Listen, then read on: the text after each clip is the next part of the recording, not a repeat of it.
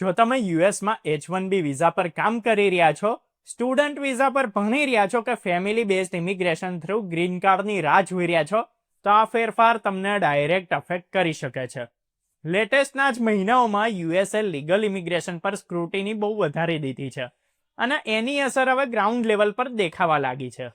તો આજના વિડીયોમાં આપણે સમજીશું કે યુએસ ગવર્મેન્ટે ઇમિગ્રેશન પ્રોસેસમાં શું ફેરફાર કર્યા છે, ઓપરેશન ટ્વિન શિલ્ડ શું છે, H1B અને ફેમિલી બેઝડ કેસીસ પર કેમ વધારે ઇન્વેસ્ટિગેશન થઈ રહ્યું છે અને ઇન્ડિયન્સે હવે કઈ બાબતોમાં એક્સ્ટ્રા કેરફુલ રહેવાની જરૂર છે. તો ચલો ફટાફટ વિડીયો સ્ટાર્ટ કરી દઈએ.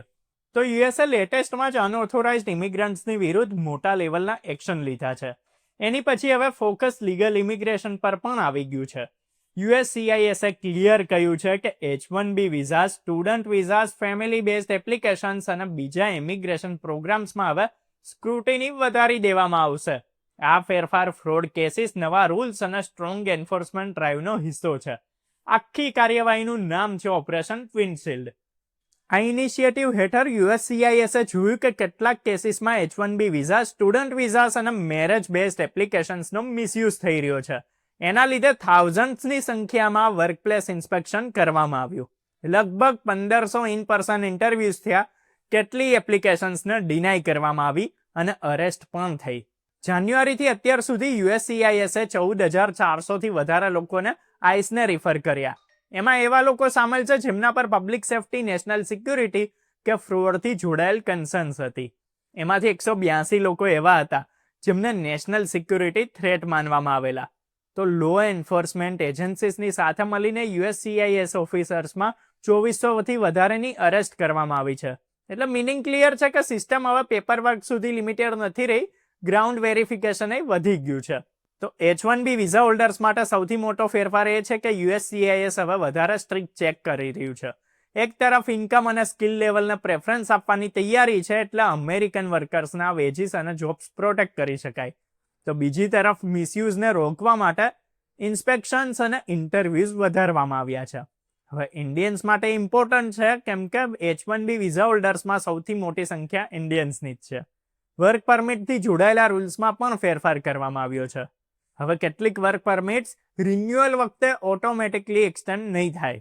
તો સાથે જ કેટલીક વર્ક પરમિટ્સની મેક્સિમમ વેલિડિટીને 5 વર્ષથી ઘટાડીને 18 મહિના કરી દેવામાં આવી છે. એટલે એનો મિનિંગ એ છે કે USCIS હવે એપ્લિકન્ટ્સનું ફ્રીક્વન્ટ ચેકિંગ કરવા માંગે છે. ઇન્ડિયન્સે ત્યાં એક્સ્ટ્રા કેરફુલ રહેવાની પણ જરૂર છે કેમ કે સ્ટેટસ મેન્ટેનન્સમાં નાની ભૂલે પ્રોબ્લેમ બની શકે છે.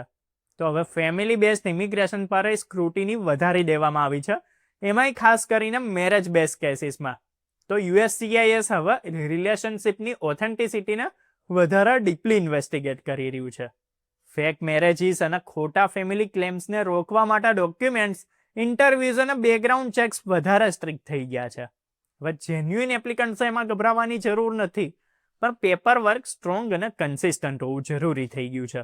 અસાઇલમની પ્રોસેસમાં પણ ટેમ્પરરી હોલ્ટ લગાવવામાં આવ્યું છે અને કેટલાક ગ્રુપ્સ માટે વ્હાઇટ હાઉસની પાસે 26 નવેમ્બરે થયેલા એક ઇન્સિડન્ટ પછી USCISએ કેટલીક કન્ટ્રીઝથી આવનારા અસાઇલમ અને ઇમિગ્રેશન પિટિશન્સને રોકી દીધી છે.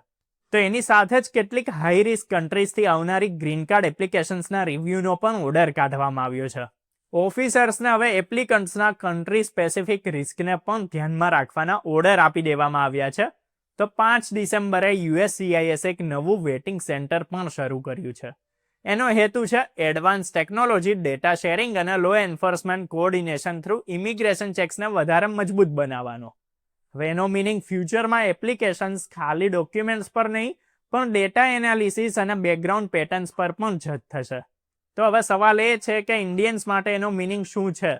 તો સૌથી પહેલા તો ઓનેસ્ટી અને કન્સિસ્ટન્સી પહેલેથી વધારે ઇમ્પોર્ટન્ટ થઈ ગઈ છે.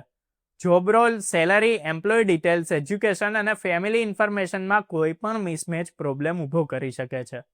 બીજું કે ડોક્યુમેન્ટ્સ હવે ખાલી સબમિટ કરવા ઇનફ નથી, પણ એમને જસ્ટિફાઈ પણ કરવા પડી શકે છે.